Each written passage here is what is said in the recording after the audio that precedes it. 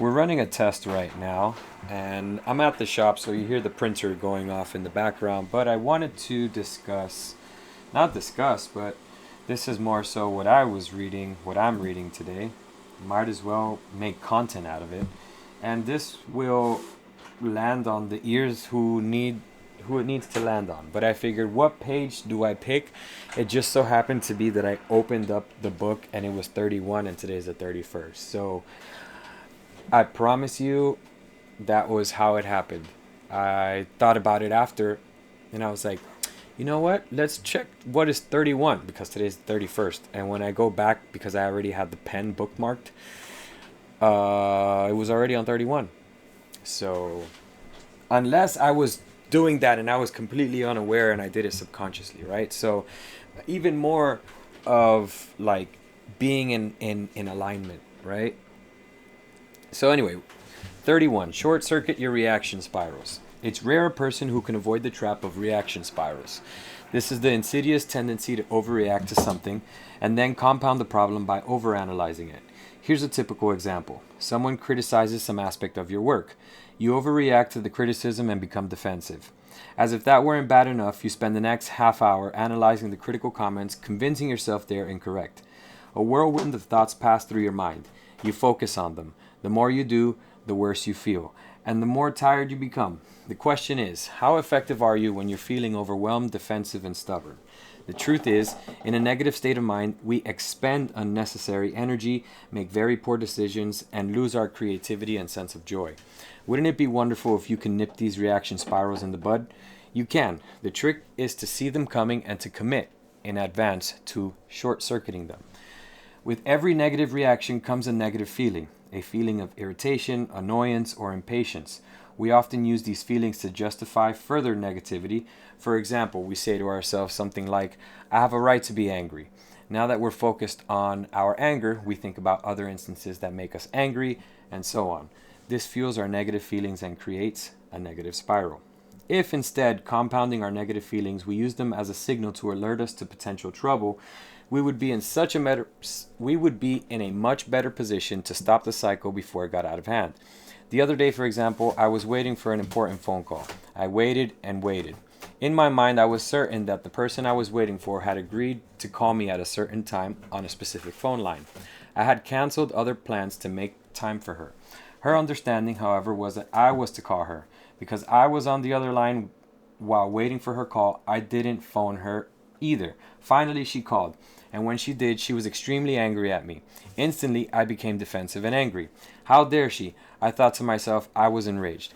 What saved me was my ability to use my negative feelings as a productive alarm. Like a flashing light, I was reminded to calm down, which allowed me to see our mutual innocence. One of us had made a mistake. Big deal. Moments after I became angry, a little voice inside my head said, relax, don't turn this into a big deal. Within a few moments, I regained my perspective and simply apologized. Honestly, I have no way of knowing whose fault it was. Who was at fault? And who cares? The point is I had continued in my reaction spiral and I would have clearly jeopardized my working relationship with this person. As it turned out, our little misunderstanding was a non-issue. We both were able to get past it in a matter of seconds. No wasted energy, no heated debate, no unnecessary discussion. No defensive or passive-aggressive behavior. Many potential problems can be averted with this simple strategy. All you really need is the wisdom to understand that the negative reactions aren't in your best interest and the humility and willingness to back off and start over. Abundance is a joyful path. Occasionally, however, we lose our way. Don't waste your precious energy compounding an already negative situation. You'll be amazed how much smoother your life will become and how easily you can get back on track when you short circuit your reaction spirals. Boom. 31. How to put this into action? Just become aware. Like a light, you use your emotions to guide you. And as a matter of fact, I have a screenshot here that I saw this morning, and it came from Abraham Hicks, but it wasn't her who posted it. It was someone else that I guess follow. So what it talks about essentially is using our emotions as a guidance scale. And it has good emotions and bad emotions, right? And I guess we can emotions are objective, but we can all agree that clearly some emotions are good and some emotions are bad. Hopefully I can find it. Here we go. Okay, so this is what the screenshot looks like. Let me see if I can go back over. Oh, you have no clue. You're just looking at a white screen. Well, anyway, I wish I would have been able to put this on screen, but I'm going with the flow at this point. Emotional guidance scale, you have 7 feeling good emotions. Number 1, joy, which alongside it is appreciation, empowered, freedom, love. I guess that all falls under joy. Number 2, passion. 3, enthusiasm. 4, positive expectation / belief. 5, optimism. 6, hopefulness. 7, contentment. So reframing, I think I'm not even going to go on the feeling bad because we all can know everything, all the other emotions that wasn't mentioned there. If we use these emotions as our guidance scale, as a baseline to let us know if we're feeling this way, then we're on the right path. If we're not, then it's kind of like use it as a GPS where it would say, and I picked this up from Abraham Hicks once, she was like, you know how the GPS says rerouting, or used to say, rerouting, like those old GPS before we had iPhones and stuff. Well, use your emotions to reroute. What good can come from negative? The only good that comes from negative, in my opinion, is the clarity of knowing what you don't want. Instantly, when you're angry, you're like, this is exactly what I don't want. This is exactly, it just points out to me, at least this is how I interpret it.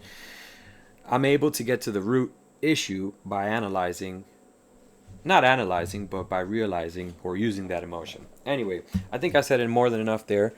And these are the little things that I do, or used to do more often, because haven't been doing it a lot lately. And it's one thing at a time, right? So if I'm going to do this in my head at home, why not do it out loud? Because I know there's way more than just myself that can benefit from this. So again, just use me as an example of how you can be inspired to live your life, document it, create content out of it, XYZ. I hope this wasn't on mute. No, I'm just kidding. I think I checked it before. So I'll come back in another video. We'll see what this turns into.